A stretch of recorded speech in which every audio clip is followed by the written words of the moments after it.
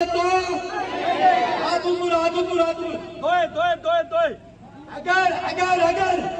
ये बनाओ भाई, ये फोटो बना के ऊपर दुनिया में भेजो। अजीरा वाला बोलो, कोई पता नहीं जिंदगी का, क्या पता हमारी जिंदगी की आखिरी तकदीर हो, पता कोई नहीं। मैं पूछता हूँ, अगर अपने वतन की आजादी के लिए आपको निकलना पड़े तो निकलोगे?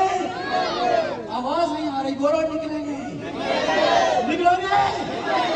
अगर कड़ी पहननी पड़े तो, अगर जान देनी पड़े तो, अगर मार खानी पड़े तो, अगर बच्चे यतीम कराने पड़े तो, लामाज करनी पड़े तो, अगर हिंदुस्तान जुल्म करे उसके खिलाफ निकलना पड़े तो, पाकिस्तान की फौज जुल्म करे तो, तनवीर अलियास जुल्म करे तो, कयूम करे तो, बैरिस्टर करे तो, वो नजीब करे तो, वो निकलोगे?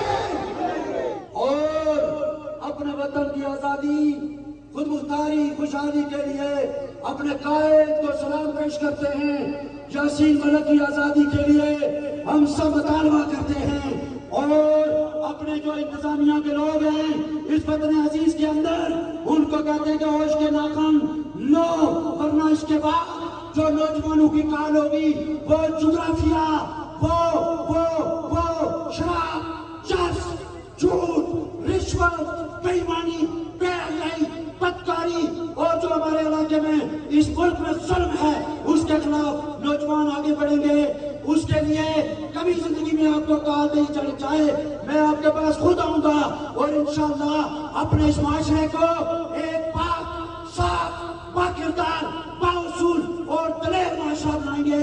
अपने नौजवानों से आपसे कह रहा हूँ आखिरी कि मेरे दोस्तों, जिसके पास 20,000 है, 25,000 है, 30,000 है, अपने घर में एक एक कमरा खाली करो, 30-30, 40-40 बुर्गियां रखो, अपनी जमीनों को अंबार करो, अपनी टंडियां उन्हें फट मारो, थूम लाओ, कड़म लाओ, कड़म लाओ, और लस्सी और मक्खन घियो खाओ, पापड़ छोड़ो, चस छोड़ो।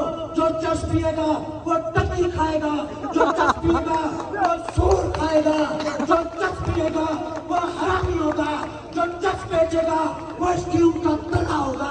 हमारा उसके साथ कोई ताल्लुक नहीं। बहुत शुक्रिया, बहुत शुक्रिया।